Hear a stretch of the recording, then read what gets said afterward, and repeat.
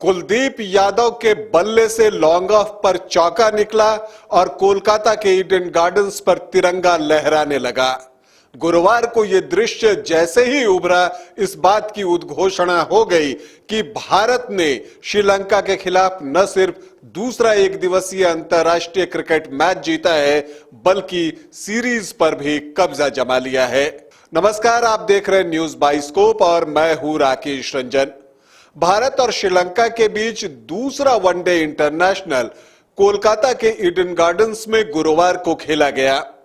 पहले बल्लेबाजी करने की जो बारी आई वो आई श्रीलंका की, और यहां पर तारीफ बनती है। जो प्लेइंग 11 भारत ने घोषित की थी उसमें एक चेंज था और उस एक चेंज ने बहुत कुछ बदल दिया, और आप कह सकते हैं कि मैच के लिए वही टर्निंग पॉइंट हो गया, क्योंकि टीम में आए कुलदीप यादव, यजुवेंद्र चहल टीम से बाहर किए गए। बताया गया कि उन्हें निगल है।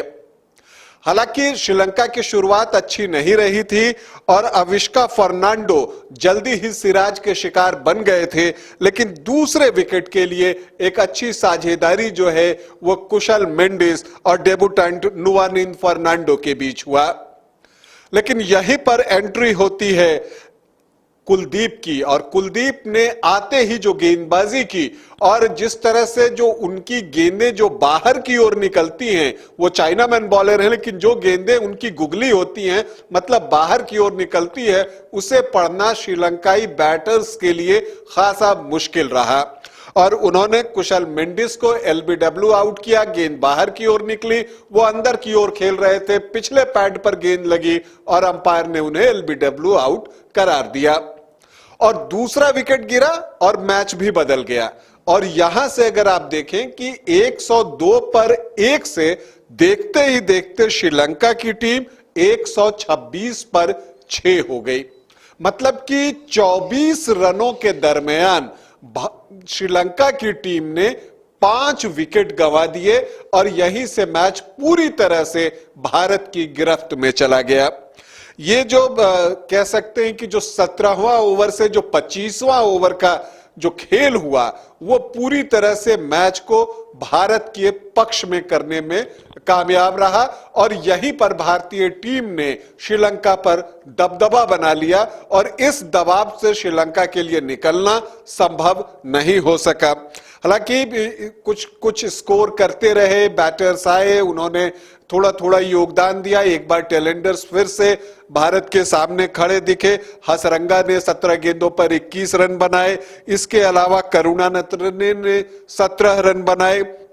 हाँ, और ये जो एक बड़ी बात होती है, जो शनाका भारत के लिए हमेशा से परेशानी का कारण बन रहे थे, आज वो कुछ खास नहीं कर सके और वो भी कुलदीप को समझ नहीं सके। हालांकि गेंद वो टप्पा खा के अंदर ही आई थी और शनाका ज्यादा अंदर घुस गए, स्वीप करने का प्रयास किया और वो बोल्ड हो गए और ये विकेट भारत को चाहिए थी।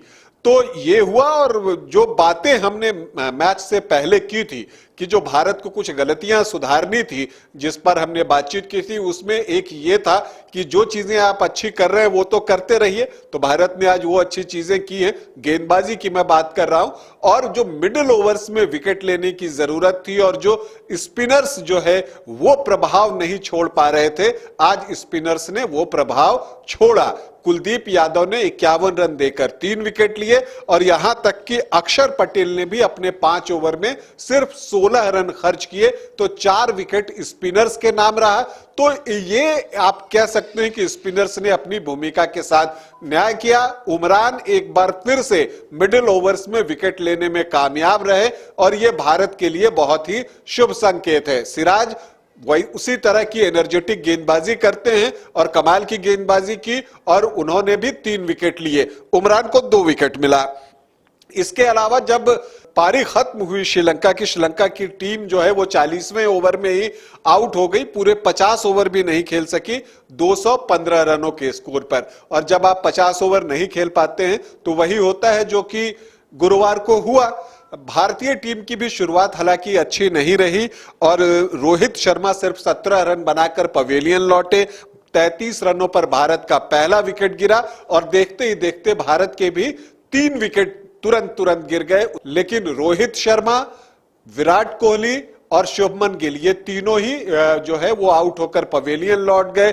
श्रेयस ने थोड़ा बहुत संघर्ष किया, लेकिन फिर श्रेयस का विकेट भी, जब टीम का स्कोर 86 था, उस वक्त गिर जाता है। श्रेयस जो है वो 28 रन बनाकर वापस पवेलियन लौटे और यहां पर लगने लगा कि मैच फंस गया है। लेकिन हार्दिक पांड्या और केएल राहुल की तारीफ बनती है कि उन्होंने 5वें विकेट के लिए एक अच्छी साझेदारी की, 75 रनों की, और टीम को उस स्थिति से निकालकर एक ऐसी स्थिति में ला दिया जहां से जीत दिखने लगी थी। और हालांकि हार्दिक पांड्या जो है वो 36 रन बनाकर वापस पवेलियन लौटे, लेकिन अक्षर आते हैं और अक्षर ने तेजी से 21 रन बनाकर मैच को भारत के पाले में कर दिया। और यहां पर जो है मैच पूरी तरह से भारत की गिरफ्त में आ गया। अक्षर के आउट होने के बाद जो है फिर कुलदीप आते हैं। राहुल एक छोर पर बने रहे, बहुत ही धैर्य के साथ बल्लेबाजी की, थोड़ी धीमी बल्लेबाजी जरूर थी। 103 गेंदों पर उन्होंने सिर्फ 64 रन बनाए, नाबाद गए, लेकिन ये इंपॉर्टेंट था, एक मैच विनिंग पारी आप कह सकते हैं केएल राहुल से। दूसरी तरफ कुलदीप ने जो है वो 10 महत्वपूर्ण रन बनाए और विनिंग स्ट्रोक भी कुलदीप के बल्ले से ही निकला। तो आपके लिए सूचना ये कि भारत ने दूसरा एक दिवसीय अंतर्राष्ट्रीय क्रिकेट मैच जीत लिया है और श्रीलंका के खिलाफ सीरीज पर कब्जा जमा लिया है। अब जो तीसरा वनडे इंटरनेशनल होगा उसके परिणाम का सीरीज के परिणाम पर कोई असर नहीं पड़ेगा। अभी के लिए इतना ही, इजाजत दें, नमस्कार।